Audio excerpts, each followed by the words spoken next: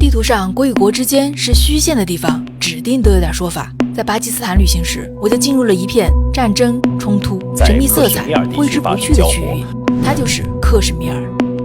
据说这里有片土地曾经是我国的一部分，我在首都伊斯兰堡租了辆车，打算去看看。克什米尔地区如今由印度和巴基斯坦两国分治，这次我将要去的是巴控克什米尔，其中罕萨地区距离新疆喀什仅几十公里，早在几百年前就与我国关系十分密切。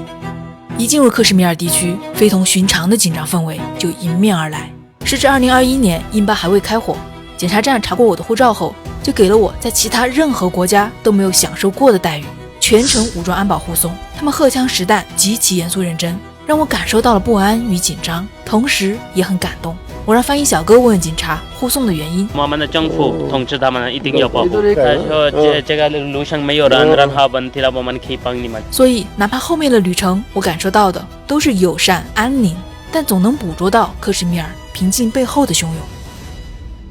走过大段寂静无人的山谷，感受到了克什米尔的地广人稀，到达了一片曾经属于大清版图中的地方，它曾叫做坎巨提。乾隆时期正式成为清王朝的藩属国，清道光年间出版的《大清一统图》中，它被正式纳入版图。这个地方呢是一片河谷地带，从这里看过去，这里四面八方都是雪山环绕，风景非常的美丽。一会儿呢，我要去到山上的一个城堡，这个城堡呢就是之前当地的一个王啊，就是他们当地的一个领导者、统治者居住过的一个皇宫。路边的这些民居啊，都是用石头垒起来的房子。这个宫殿的门啊，非常的低矮，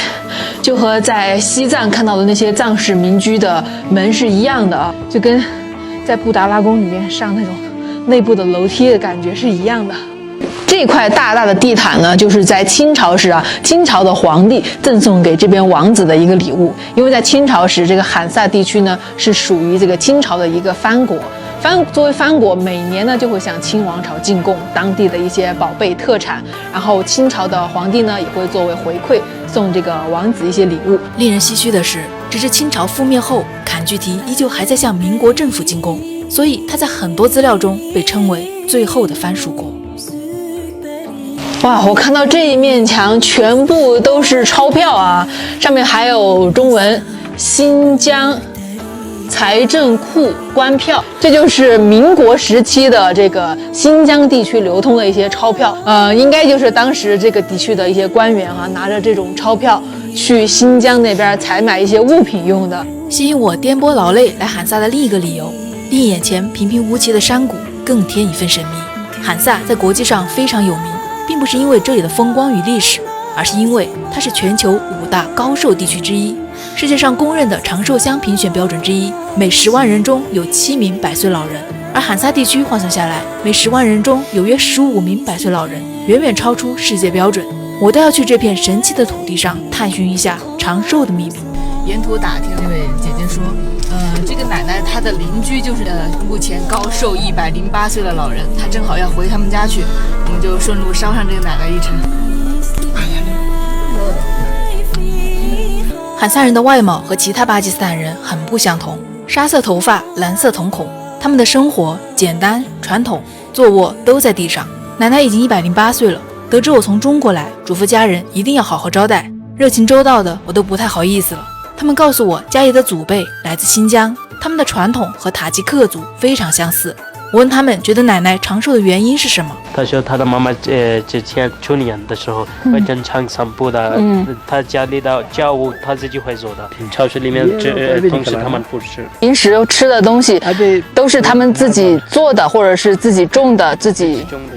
就喝那个雪山上的水。罕萨山谷物产并不丰富，但日常所需的基本蔬菜、水果、豆类、主食都可以自给自足。来之前我就听说罕萨的水果品质非常高，但没想到在这里我居然被人赠送了一整棵树上的苹果。这边超级新鲜的苹果，非常好吃啊！因为它现在是最后的采摘时节，在树上待的时间比较久，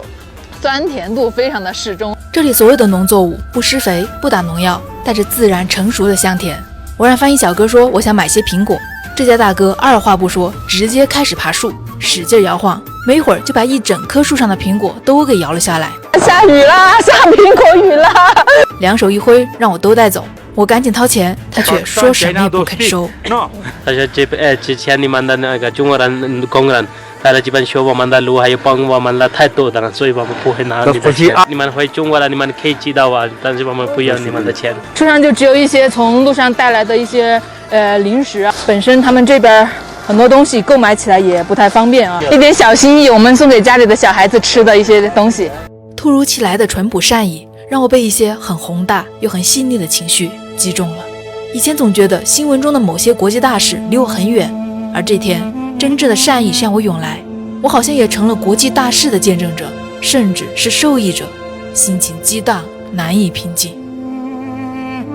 那位大哥所说的路，则是赫赫有名的喀拉昆仑公路，又被民间亲切地称为中巴友谊公路。亲自在这条路上走一走，我才知道我竟意外解锁了世界10大险峻公路的自驾体验。它北起中国新疆喀什，途经中巴边境红旗拉夫口岸，南抵巴基斯坦北部城市塔克特，全长1224公里，沿途会经过全球第2高的山峰乔格里峰，以及100多座海拔7000米以上的高峰，5条长度超过50公里以上的冰川也发育于此，修路难度可想而知。为修建巴基斯坦境内的809公里，中巴共约700余人献出了生命，其中有120多名是中国人，只有80多人被找到了遗体。这就是为什么在巴控克什米尔地区会有一座纪念中国烈士的陵园。